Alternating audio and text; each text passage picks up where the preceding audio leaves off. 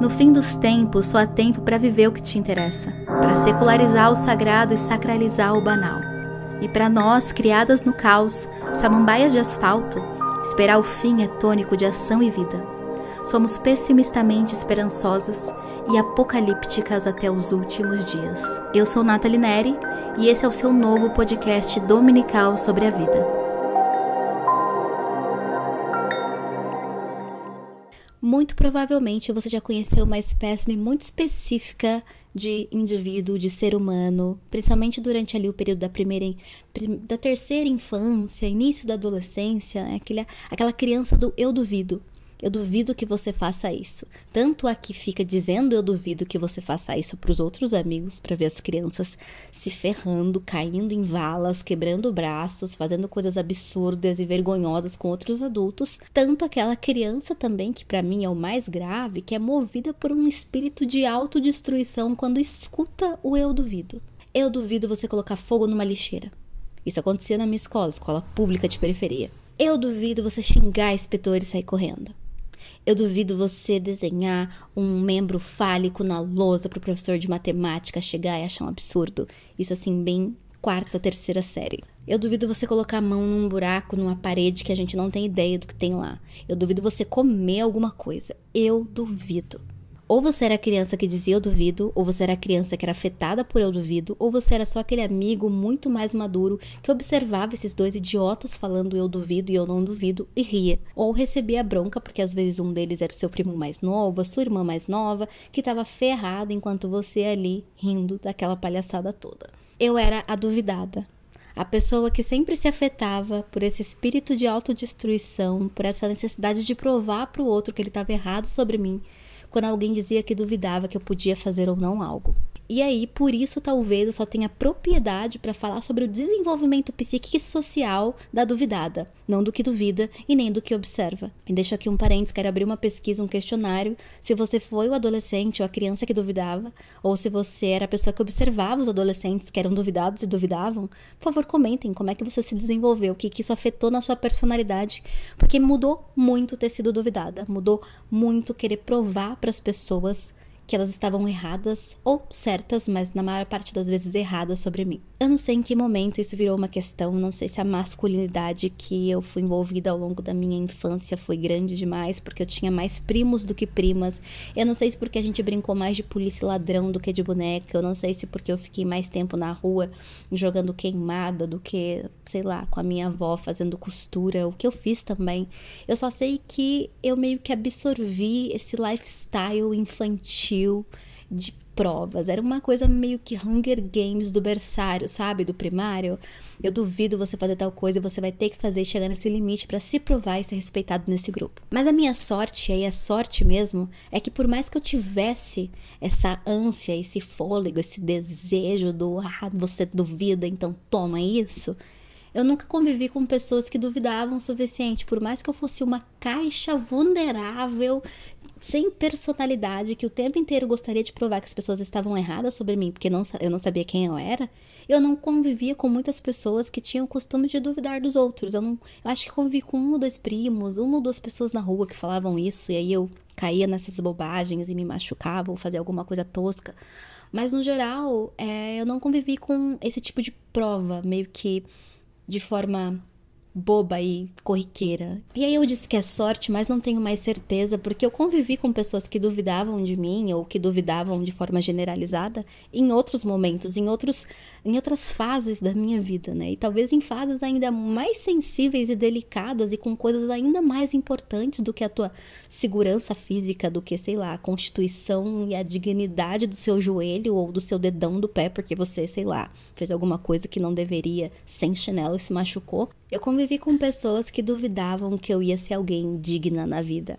Eu convivi com pessoas que duvidavam que eu seria quista, que duvidavam que alguém ia gostar de mim, que duvidavam que eu era incapaz de ser legal, que duvidavam que eu era incapaz de ganhar o respeito de outras pessoas. E claro que eu tô falando em termos muito adultos, e meu Deus, eles não acreditavam em mim, eles questionaram os meus lugares, eles não me deixaram ocupar, mas não era nesses termos, é tipo, nossa, você é mó chata.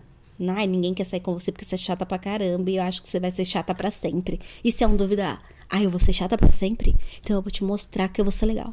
Ai, você não vai conseguir tal coisa, você vai ser pobre pra sempre. Teu pai é pobre, tua mãe é pobre, você vai ser pobre. Ai, eu vou ser pobre pra sempre? Então eu vou te provar. Meu Deus, você não sabe fazer uma multiplicação. Quem que não sabe a tabuada do 7 na, sei lá, primeiro ano do ensino médio, ou oitava, ou sétima série? Ah, eu não sei a tabuada do 7, vou continuar sem saber. Porque matemática nunca foi meu forte mesmo. Mas eu tentei, eu posso não saber a tabuada do 7. Mas eu vou saber bastante de história ou de outras áreas que eu tenho mais afinidade. Provar que talvez a tabuada do 7 não seja tão importante assim.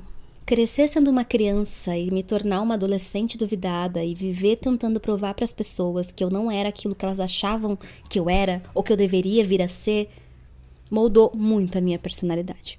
Talvez seja a maior característica constitutiva da minha individualidade que eu possa observar hoje em dia. Talvez seja a maior característica constitutiva da minha identidade, a espinha dorsal de quem eu sou, de forma consciente e observável que eu consiga apontar, sabe? Tipo, porque existem 1 milhão de coisas que a gente não tem ideia, porque, né, recalcamos, protegemos, nosso subconsciente fala, querida, não vai acessar isso, mas essa é clara como água.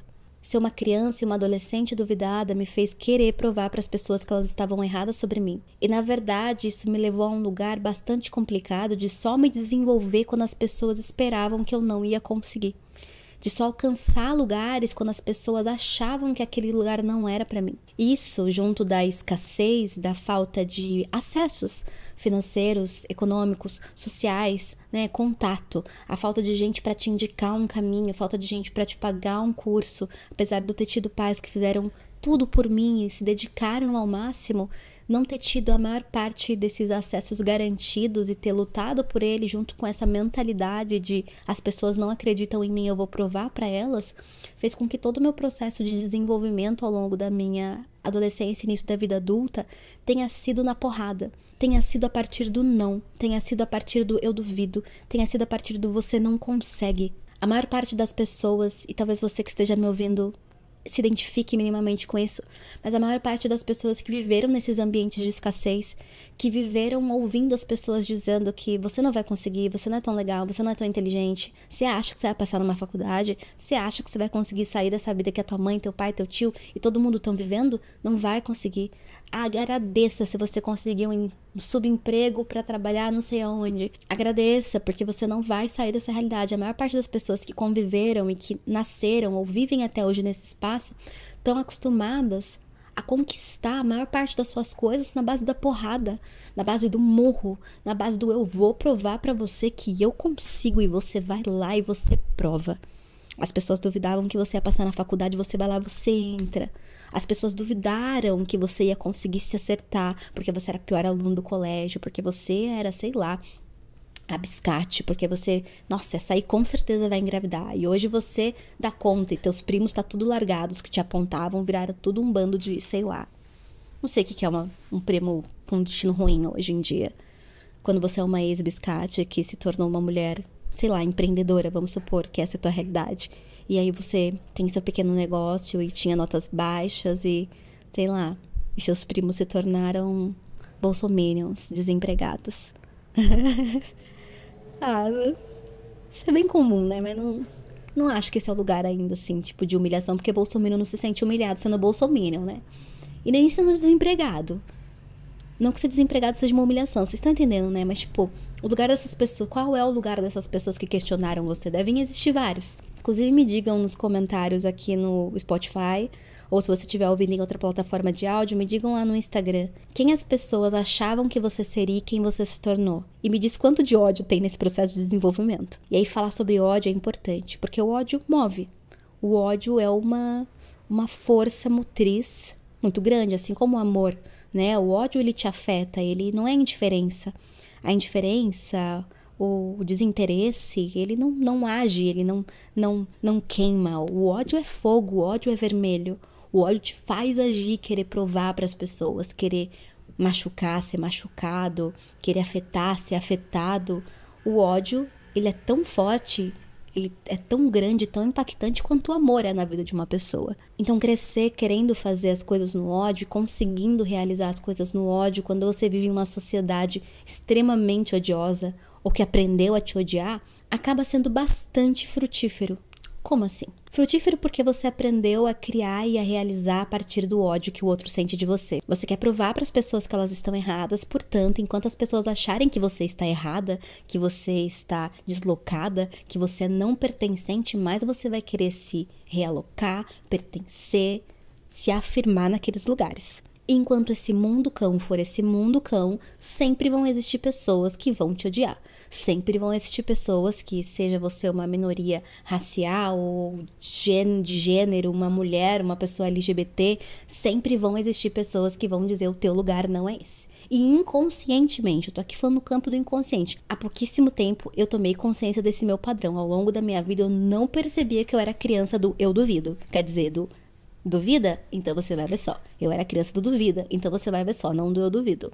Mas eu nunca entendi, nunca vi isso tão claramente até os meus anos mais recentes de terapia, né? Tudo isso foi muito trabalhado em terapia. Mas é muito fácil você conseguir algum sucesso quando o ódio é a tua válvula motriz, quando o ódio é o que te motiva, porque a gente vive, como eu disse, numa sociedade odiosa, cheia de ódio, que as pessoas querem te odiar o tempo inteiro e questionar o lugar que você pertence, e então eu vou fazer ainda mais.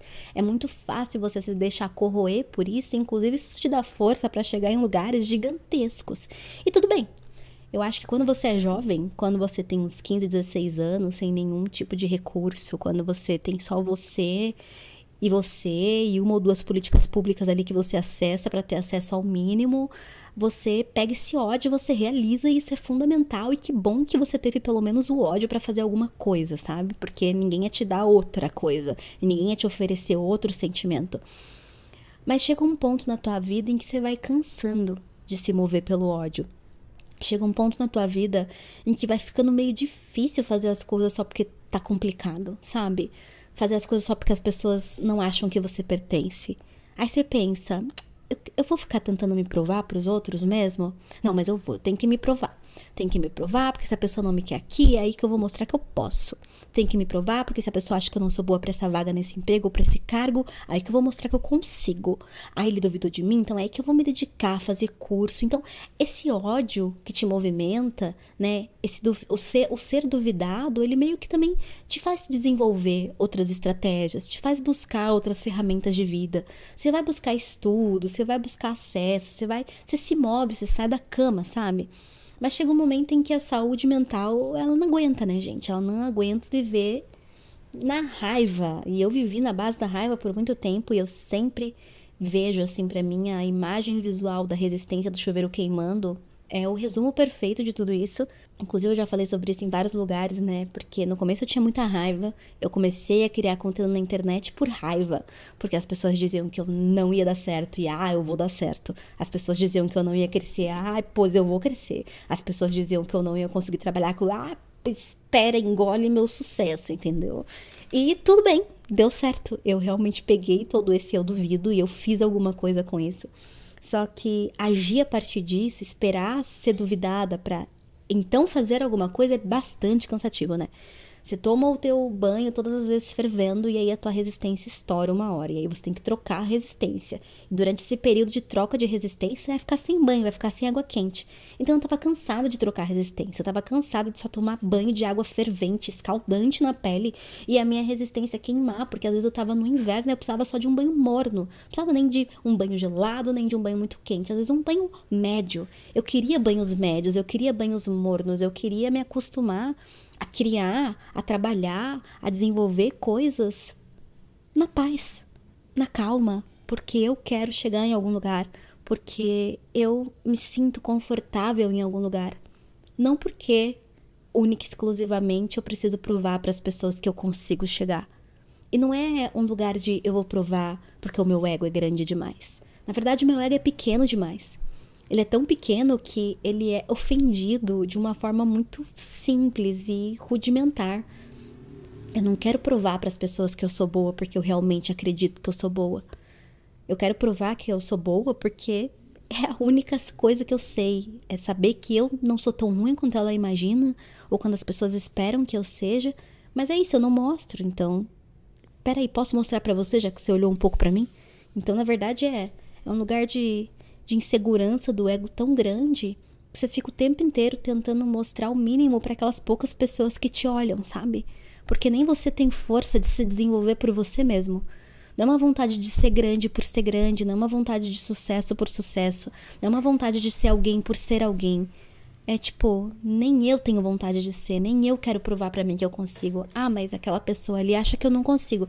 Tá, então talvez eu prove pra ela. Ah, legal, eu provei pra ela, então agora eu posso estar bem. Só que aí às vezes as pessoas param de duvidar de você. As crianças param de aparecer e falar: eu duvido que você xingue aquela professora. E aí você para de xingar. Por favor, não xinguem as suas professoras. Mas você entende? Às vezes as pessoas param de fazer você se desafiar. Os desafios não é que deixam de aparecer, porque eles jamais vão deixar de aparecer quando você é uma pessoa racializada, quando você é uma pessoa LGBT, quando você é uma mulher nessa sociedade. Mas as pessoas começam a entender o seu lugar, respeitar o seu lugar. Você não anda mais com seus primos chatos remelentos. Você anda com pessoas que te observam, te respeitam, entendem os seus talentos e também não foram criadas na base do eu duvido. Então não querem ofender ou afetar as pessoas dessa forma. E aí você se vê perdido. Perdido porque você não sabe criar se não for na base do ódio. Você não sabe se mover se não for pra esfregar na cara das pessoas que duvidaram de você. É aquele hino da igreja, sabe? A minha derrota hoje tem um gosto amargo, mas a minha vitória tem sabor de mel. Tem sabor de mel. Tem sabor de mel. A minha vitória hoje tem sabor de mel. Eu acho que, inclusive, esse é o melhor hino da igreja evangélica. Eu acho ele de um shade, de uma violência. É quase hino de batalha de drags, né? E o hino continua, porque esse hino acho que representa bastante. Quem te viu passar na prova e não te ajudou, quando ver você na bênção, vão se arrepender. Vai estar entre a plateia e você no palco, vai olhar e ver Jesus brilhando em você. Quem sabe no teu pensamento você vai dizer: meu Deus, como vale a pena a gente ser fiel. Na verdade, a minha prova tinha um gosto amargo, mas a minha vitória hoje tem sabor de mel. Tem sabor de mel, tem sabor de mel. A minha vitória hoje tem sabor de mel. Eu acho que eu ouvi esse hino pra caramba quando eu era criança. Porque eu fico esperando. A minha prova hoje tem um gosto amargo, mas a minha vitória tem um sabor de mel. E de repente você lutou a vida inteira. Você foi duvidado a vida inteira. E você conseguiu provar pra todo mundo e não tem mais prova pra fazer. E aí as coisas dão certo. E aí as coisas param. E aí as coisas se acalmam. E o que acontece? Você murcha. Você se perde. E nossa, que drama. Meu Deus, como assim? Quem me dera ter um espaço de paz em que eu pudesse reclamar por não estar tendo provas o suficiente para ter vontade de vencer. Gente, escuta aqui. Tô falando uma coisa séria com vocês, entendeu? A vida nunca fica fácil, tá bom? Mas às vezes ela fica mais fácil. Eu passei por os últimos 10 anos aí comendo pão que o diabo amassou e hoje eu tô num lugar de conforto. Assim, um lugar de conforto que eu jamais imaginei e que pra muita gente é o mínimo, é nada, mas pra mim é muito mais do que eu imaginaria que eu tivesse. Tipo, é bastante. E é surreal. É surreal perceber esses padrões. E é surreal perceber que várias outras pessoas têm esses padrões. E não é um lugar de privilégio, de meu Deus, só quando eu tiver tudo eu vou sentir saudade da dificuldade, não. É um lugar de ausência, é um lugar de desespero no conforto, é um lugar pior, de autossabotagem, que você inconscientemente volta para esses padrões errados e acredita que quando as coisas estão fáceis demais, tão simples demais, quando a prova não tem um gosto amargo, pior, quando não tem prova, não vai ter vitória com sabor de mel. E eu falei que a raiz disso está nas crianças do eu duvido, mas na real a base toda é judaico-cristã. É essa ideia desse hino mesmo de que existe um amanhã que vai ser mais bonito, mais brilhante, porque hoje foi horrível. Que amanhã você será abençoado e valorizado por tudo o que você passou, por todas as penitências cristãs que você viveu. É o seu terço, sabe? É você ajoelhar, fazer a tua novena, agradecer, pedir perdão e receber.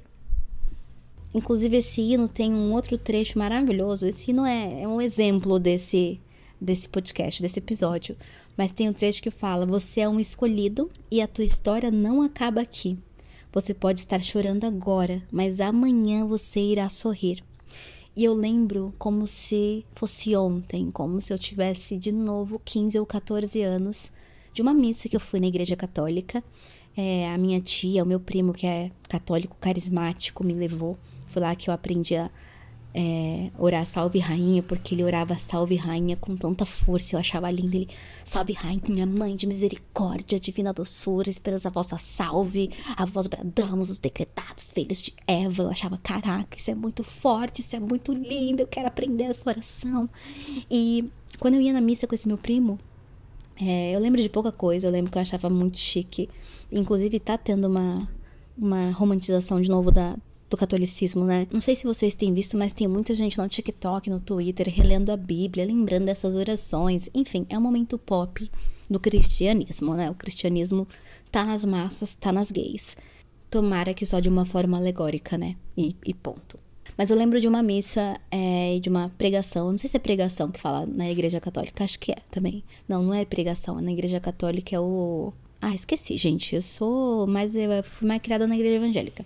Mas aí eu lembro do padre falando, né, sobre sei lá o quê.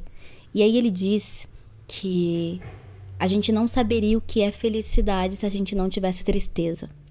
E isso é uma puta de uma reflexão, esperançosa até. É a ideia de que a gente realmente só entende o que é alegria, o que é um bom dia, o que é um dia de sol. E ele usou esse exemplo porque cristãos adoram falar sobre tempo, meio ambiente e clima, né? Nesses termos poéticos, não climáticos de fato.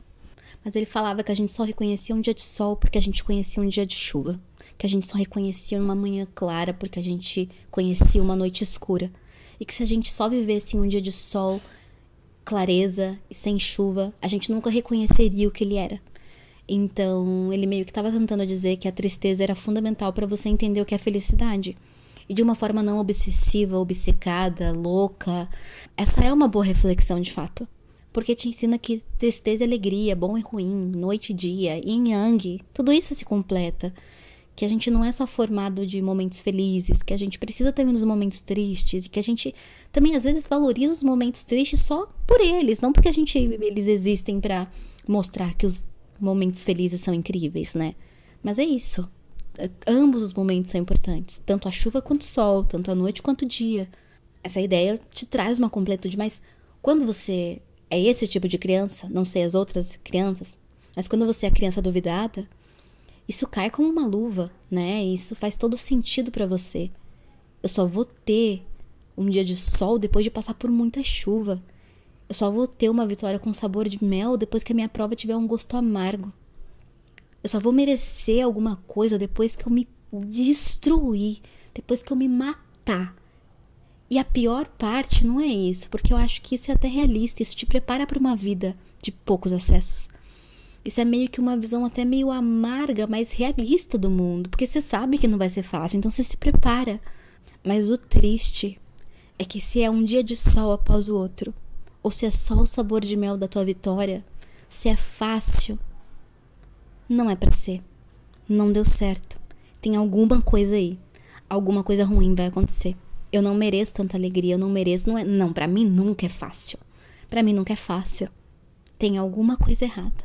E aí, meu amor, e aí que mora o perigo. Não é o choro da Patricinha de ai meu Deus, tá tudo fácil demais. O problema é que aí você começa a se auto-sabotar. Você começa a arrumar problema naquele relacionamento que, como assim não tem problema? Como assim é um relacionamento saudável? Como assim eu não preciso moldar a pessoa, destruir, reconstruir ela para que ela seja aquilo que ela precisa ser para esse relacionamento dar certo? Como assim eu vou ter o privilégio, eu vou ter a alegria, eu vou ter o prazer de ter um amor tranquilo? E o tranquilo, ele é tão anticristão. O tranquilo é o oposto de Jesus Cristo. Tranquilo, não de Jesus Cristo, da religião. Não tô falando aqui do ser, né? Falando do cristianismo. Inclusive um versículo da Bíblia que me afetou muito quando eu era adolescente também nessa época, e que acho que foi bastante responsável também por eu ter voltado à igreja e ter buscado a intensidade como identidade em tudo que eu fazia, não só nas questões religiosas, né? É uma passagem de Apocalipse, que, claro, eu não lembrava o versículo, mas eu trouxe para vocês. Apocalipse, capítulo 3, versículo 16. Abre aspas. Assim, porque és morno e não és frio nem quente, vomitar-te-ei da minha boca. Isso é Deus falando, que vai te vomitar da boca dele, porque você não é frio nem quente, porque você é morno. Você não pode ser morno. Ou você é frio ou você é quente. Ou você é alegria, ou você é tristeza, ou você é dia, ou você é noite, ou você é chuva, ou você é sol. Não existe o meio. Jesus não tá de brincadeira não, gente. O cristianismo não entende meio termo. Ou você entrega tudo agora, ou você não tem nada. Ou é uma vida de penitência e seguimento da doutrina e culpa, ou acabou.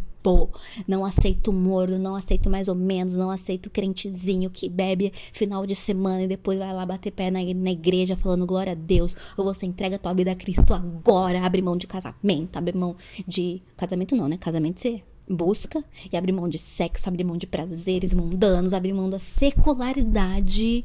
Ou não vale, a tua alma tá condenada à morte. Não ao morno. Não ao morno. Isso é tão constitutivo de tanta gente, de tantos de nós que crescemos nesse ambiente de escassez, principalmente nos contextos religiosos, e a gente sabe que o pentecostalismo, ele tá em todos os cantos quando a gente fala de periferia. Em todos os cantos. Então, é muito capaz que, dependendo de onde você tenha vindo na vida, você entenda perfeitamente o que eu tô falando. E não poder ser morno é a maior luta da minha vida. Não poder ser 6 da tarde, ter que ser meia-noite ou meio-dia. Não poder ser uma garoa, tem que ser trovão ou tem que ser um dia de sol. Isso é tão difícil. É tão difícil ser a pessoa que não tá acostumada com as coisas dando certo.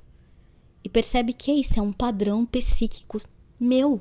É algo que eu busco. Eu busco que quando as coisas estão confortáveis, que quando as coisas estão fáceis, eu dificulto. Eu escolho o caminho mais difícil, inconscientemente. Inconscientemente. E eu vou te dar vários exemplos. Eu tive várias chances de me formar. Me formei em 9 anos na faculdade. Tive várias chances de me formar. Tipo assim, eu podia ter feito de qualquer jeito. Mas não, eu não podia fazer de qualquer jeito. Eu tinha que fazer do jeito mais cristão. Eu tinha que fazer pagando as minhas penitências. Para cada sucesso que eu tiver, para cada aula que eu faltar, eu tenho que dar conta de ler 3 vezes mais. Para quê? Eu não queria nem trabalhar mais na área. Mas se eu quisesse me formar, eu ia ter que dar tudo de mim. Não ia ser fácil. Não ia ser fácil. E quando fosse fácil, quando aparecesse o orientador ideal, pronto para me ajudar, pronto para transformar uma coisa que eu já fazia na internet em projeto, eu vou simplesmente desaparecer o semestre inteiro e esse orientador vai buscar um monte de gente. E aí, quando eu quiser esse orientador de novo, ele vai falar, desculpa, não tem mais espaço. Porque aquele orientador era fácil demais. Então, eu vou esperar um orientador muito difícil. Eu vou esperar o pior orientador aparecer. E naquele momento que o pior orientador aparecer, eu vou falar, é agora que eu vou me formar. Eu vou ter 2 empresas para contratar para reformar minha casa. 2. Numa dessas empresas, eu vou ter 2 pessoas ok. E na outra também vou ter 2 pessoas ok. Todas do mesmo preço, mesmo valor de mercado. Mas numa eu senti um negócio. Numa foi algo de alma, foi uma conexão, não sei. Foi algo ali que, eles vão me entender. Eu senti que eles entendem meu jeitinho. E toma, processo, destruição, trambique, se fudeu. 2 anos fora de casa, reformando a própria casa. Agora, Nathalie, toma, essa é a minha história pra quem não sabe, tá, gente? Eu tive um sério problema com a minha obra. E, obviamente, eu não tive culpa, não tô me culpando. Eu tô falando aqui pra vocês, mas óbvio que inconscientemente eu me culpo, sim. Afinal, como boa ex-cristã pentecostal, né, gente? Óbvio que eu me culpo por tudo que acontece na minha vida. E é um processo bem consciente de tentar não fazer isso. Tô derrapando todos os dias. Na maior parte das vezes não conseguindo. A penitência aqui, ela bate. É a chibatada o tempo inteiro. No meu lombo. Mesmo quando não tem culpa. Mas eu percebo hoje, e muito nos processos de conversa com a minha terapeuta, como existiam sinais que eu poderia ter lido. E na verdade, não sinais que eu poderia ter lido, porque eu li. Eu escolhi o mais difícil. Ah, ele tem dedo podre pra relacionamento. Já ouviu isso, né? Nossa, fulano tem dedo podre, só escolhe os podres. Padrão, gente. Padrão. Padrão psíquico. A gente aprende a viver assim. A gente vai identificar alguma coisa ali que a gente tá confortável. Que vai ser mais difícil, que vai ser mais complicado. Ai, meu Deus, então quer dizer que uma mulher no relacionamento abusivo escolhe e gosta de apanhar? Não, não tô falando sobre isso. Tô falando de processos bem subjetivos, de como a gente lida com o trauma, de como a gente lida com a dor. E de como às vezes a gente se apega a ela. E se acostuma com ela e acha que precisa dela. Tem uma amiga aromaterapeuta que me ensinou tudo que eu sei sobre a aromaterapia, da Ana Petri. E em vários dos cursos que a gente fazia, ela sempre dava um exemplo quando ela falava que às vezes as pessoas não queriam melhorar. Às vezes você não quer mudar. Tipo, eu tô aqui porque eu quero parar meu medo do escuro. Eu não quero ter mais medo do escuro. Aí ela falava, às vezes você tem que se perguntar se você realmente está disposta a mudar algo que você quer mudar. Se você realmente quer parar de ter medo do escuro. E as pessoas não entendiam, como assim? Eu tenho medo do escuro, é claro que eu não quero ter medo do escuro, é impossível eu querer ter medo do escuro. E ela falava, às vezes a gente tá na bosta, e a gente quer continuar na bosta porque a bosta é quentinha. Porque a bosta é confortável, porque a bosta é molinha, a bosta te abraça, a bosta é conhecida. Eu achava magnífico, porque ela é uma leite falando isso. Mas isso faz muito sentido. Essa imagem, apesar, né, de meio escateira, né, é muito real. Às vezes você quer estar na bosta porque a bosta é o que você conhece e a bosta tem habilidades, a bosta é quente, a bosta te abraça. Ou sendo menos lixão, falando sobre escuro, às vezes você quer continuar com medo do escuro porque pelo menos o escuro você conhece. Se ligar a luz, meu Deus, seus olhos vão arder, é tanta coisa pra ver. E aí você vai ter que ver todas as portas e janelas que você tem pra ir, sair, andar pra lá e pra cá. Você vai ter que lidar com uma realidade que talvez você não tenha controle. No escuro, você pode ter medo do escuro, mas você não tem que pensar em nada que exista depois que ele vai embora. Você só pensa nele e ele tá ali. E às vezes ter medo dele é uma escolha mais fácil, é uma experiência mais fácil pra você do que encarar a luz. E todas as portas possíveis pra você entrar, sair e transformar uma realidade ruim pra você. E teve uma época na minha vida, meio ali na pandemia, que eu virei muito mãe de planta. Tudo era planta, tudo era planta, tudo era planta. Foi a forma que a gente lidou com os nossos traumas ali pós, 2018, eleição do Bolsonaro, logo em seguida a pandemia, foi Deus, assim, foi Deus não, né? Na verdade foi o capeta, mas meio que só Deus na causa, foi assim que eu quis dizer, né? Mas foi assim, apocalipse na terra, foi muito difícil mesmo. E eu apelei pra hobbies e um deles era a floricultura, jardim caseiro de apartamento. E aí eu tinha várias plantas, eu me dava bem com todas, eu cuidava de todas. De jiboia, a espada de São Jorge, as mais básicas, a um pé de pepino, a um pé de quiabo que eu deixei, 2, 3 meses, 2 quiabos, esperando eles crescerem quando eu cortei pra comer. Sim, só 2 quiabos, estavam duros e horrorosos, mas enfim, eu cultivei aqueles quiabos. Enfim, eu tinha de tudo, eu tenho até um destaque super antigo que eu tenho excluído do meu Instagram, porque eu não sei por que eu mantenho destaques tão antigos no meu Instagram. Mas tem essas imagens lá, deu pandêmica. Aquela época era pandemia? Não, gente, eu acho que aquela época nem era pandemia, hein? 2018, acho que era só pós-Bolsonaro mesmo, é que foi tudo tão intenso. E eu lembro que eu me dava bem com todas as plantas, independentemente do seu grau de dificuldade. Eu me dava bem com todas as plantas. Eu falei, mano, eu tenho dedo verde, isso aqui é habilidade, entendeu? Nata, isso aqui é herança. Meu pai tem dedo verde, passou dedo verde pra mim. Ó, isso aqui é meu legado. Meu legado que eu vou deixar no mundo é cuidar bem de planta. Já abandonei minhas plantas, né? Vou voltar, inclusive tenho plano de voltar a fazer um jardinzinho na minha casa nova.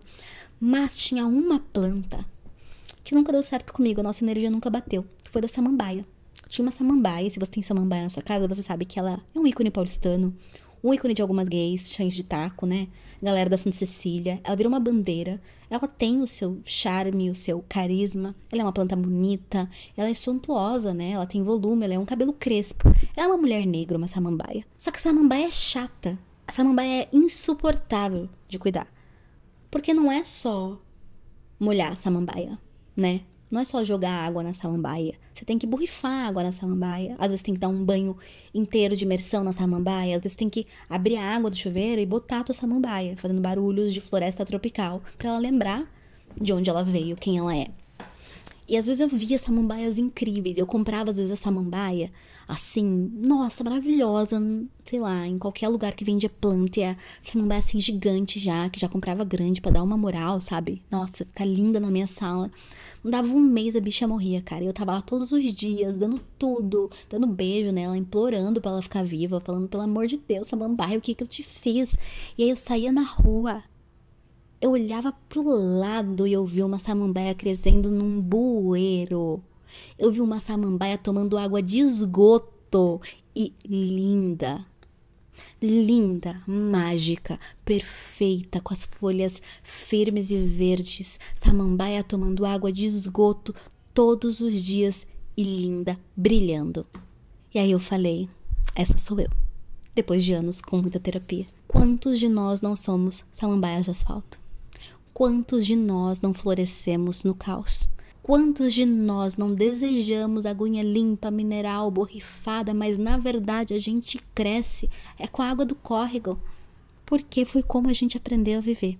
Quantos de nós não desejamos, não lutamos, não damos tudo para viver numa casa confortável, tendo uma millennial de 20 e poucos anos, querendo te borrifar todos os dias para postar uma foto linda com você no Instagram? E decidem morrer porque tá fácil demais, porque tá simples demais. Porque você combina com o chão quente, com o concreto, com aquela água suja escorrendo, com o xixi do gato que te molha todos os dias. E aí você fala, eu vou resistir, sou uma samambaia de asfalto, eu vou continuar crescendo linda. E às vezes, gente, tem uns buracos que você vê umas samambaias assim.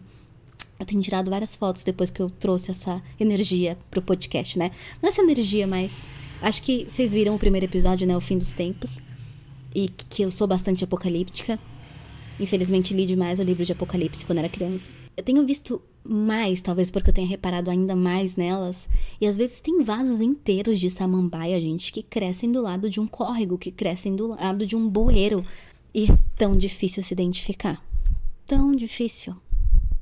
E é tão difícil perceber que, na verdade, eu só consigo pensar que ela tá lá bebendo esgoto, tadinha, e linda. Recebendo os aplausos porque ela está linda. E no fim, será que esse não é nosso ganho? Será que não é por isso que a gente continua em situações completamente desconfortáveis para conseguir vencer? Porque, no fundo, por mais que a gente esteja lá bebendo esgoto, a gente sabe que vai aparecer alguém bater palma e falar, ela é tão forte, parabéns, você tá linda. E aí você fala, é isso aí. Se eu estivesse dentro de um apartamento, as pessoas não iam me valorizar. Mas como eu tô aqui na rua, bebendo mijo de gato, as pessoas sabem que eu sou uma samambaia linda, guerreira, forte. Ser guerreira, ser forte é tão maravilhoso, né? Olha que honra. Ela vence as adversidades, ela se entrega, independentemente mesmo contra todas as chances, contra todas as sortes. Ela vai lá e ela dá o melhor de si. E ela é a mais bela samambaia de asfalto dessa região. E às vezes é isso, às vezes você se satisfaz com as palmas. Parabéns, guerreira, por sobreviver no asfalto, mas ninguém vê o tanto de esgoto que você tá bebendo. Ninguém vê a sujeira que você tá deixando entrar, a exaustão que você tá. E ninguém vê como às vezes você só queria realmente estar no apartamento, mas aí você vai chegar no apartamento e você vai morrer, minha querida, porque é isso que a samambaia faz, ela morre dentro de casa. E vive na selva de pedra. Somos guerreiras, nós samambaias de asfalto. Somos pessoas que merecem sim palmas, que prosperaram mesmo contra todas as probabilidades, que poderiam ser estatísticas negativas e se tornaram estatísticas positivas, que infelizmente são pessoas que dizem somos os primeiros. Fui a única. Espero não ser, mas fui. A gente merece palma por conseguir existir no asfalto, né? Por querer ser bem e bonita perto de um bueiro. Mas até quando, né, gente? Até quando? Eu tenho lutado muito na terapia com isso, né? Lutado. A escolha de palavras não é coincidência. Tenho conversado muito com a minha terapeuta sobre isso e lutado muito também, porque às vezes a gente tem que se acostumar a aceitar as coisas dando certo e simplesmente dando.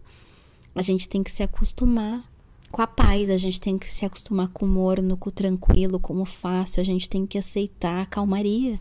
Até quando você vai continuar queimando a tua resistência? Até quando você vai continuar querendo beber esgoto pra provar que você merece estar viva e bonita? Você pode fazer isso em qualquer outro lugar, sabe? Até quando essa culpa cristã e esse desejo, essa busca pela penitência pra enfim ter tua vitória vai dominar a tua vida? E eu tô perguntando isso pra você e principalmente pra mim. principalmente pra mim. Às vezes a gente só merece. Às vezes a gente já bebeu muita água de esgoto na vida e agora a gente só merece paz e calma e tá tudo bem. Apesar de a gente saber que no fim não tá. Eu quero muito ter orgulho da minha trajetória. Eu quero muito saber que eu floresci mesmo quando as pessoas não acreditavam que eu podia. Eu quero muito que isso realmente seja um motivo de orgulho, mas pare de ser a minha válvula motora. Tem parado, claro. Mas eu não tô bem com isso, entendeu? Eu ainda me sinto culpada, fragilizada. Sinto que alguma coisa vai dar errado. Fico na espreita da desgraça quando as coisas dão certo. Até que elas dão, de tanto que a gente procura, né? Porque infelizmente, né, gente, pra nós, criadas no caos, samambaias de asfalto, esperar pelo fim é tônico de ação e vida. E enquanto for, a gente age, se conecta, luta, resiste, brilha no meio do concreto, esperando que um dia a gente possa florescer dentro de casa também. Ai, gente, vocês sabem que eu sumi, né? Vocês sabem que eu sumi um mês, porque eu tava lá tomando minha aguinha de esgoto, desflorescida. Eu estava morta na calçada, gente. Tava morta na calçada, porque nada vem fácil nessa vida, infelizmente. Olha lá, nada vem fácil nessa vida. Meu Deus, acabei de falar tudo isso e solto uma dessa. As coisas às vezes vêm fácil nessa vida, mas a gente busca o caminho mais difícil, não é mesmo? E quando elas vêm fácil, a gente fica esperando dar errado. E aí quando não dá errado, você tá tão fragilizada emocionalmente esperando elas darem errado que você fica doente por um mês inteiro. Então no fim elas deram errado. Elas deram errado porque você perdeu o controle delas dando certo. E aí você ficou doente porque você era a única coisa que podia dar errado. Você era a única pessoa responsável por si mesma. Você era a única coisa que você podia controlar. E você preferiu ficar madrugadas antes de se mudar para enfim casa dos sonhos. Você preferiu ficar madrugadas em claro, remoendo a sua ansiedade. Você preferiu se alimentar muito mal para depois passar por uma situação de poeira, pegar uma rinite do caramba, engatar numa virose pesada e ficar um mês de cama. Então até quando as coisas dão certo, a gente caça até elas não darem. E aí foi esse meio que o resumo do porquê eu não apareci. Eu estava irremediavelmente doente, gente. Muito doente. Eu nunca estive tão doente na minha vida. A minha voz estava horrível. Eu estava tomando muito antialérgico, então eu estava com muito sono. Então eu não tinha força pra tentar gravar as coisas, mesmo nos dias que a minha voz estava melhor. Achava que ia melhorar, ia gravar, e aí de repente piorava de novo. E passei esse mês de maio inteiro assim. Então tô muito triste, culpada sim, tá? Por não ter aparecido. Mas vocês sabem que eu tô tentando ser mediana também, é isso. Se samambaia de asfalto, é quem eu sou. Mas vamos aí numa medianidade, né? Vamos aí entregar o que dá. E o que dá, infelizmente, foi nada. O que deu, infelizmente, foi nada nesse último mês. Mas voltamos com tudo. Voltamos com tudo. Ou com 95% por enquanto. Indo tudo aos poucos, entendeu? Poxa. Mas peço perdão, de verdade. Peço muito perdão por ter sumido, por não ter dado notícias pra vocês, nem lá na página do podcast. Mas eu tava com fome, né, gente? Esses problemas da modernidade, fear of missing out. Tava com medo, tava triste, tava entrando na internet, vendo todas as coisas que eu tinha que estar presente, que ia estar fazendo e não fazendo nada. Então eu falei, ai meu Deus, eu vou ficar fora das redes sociais. E eu desapareci. E voltei. Mais forte, não diria. Mais presente.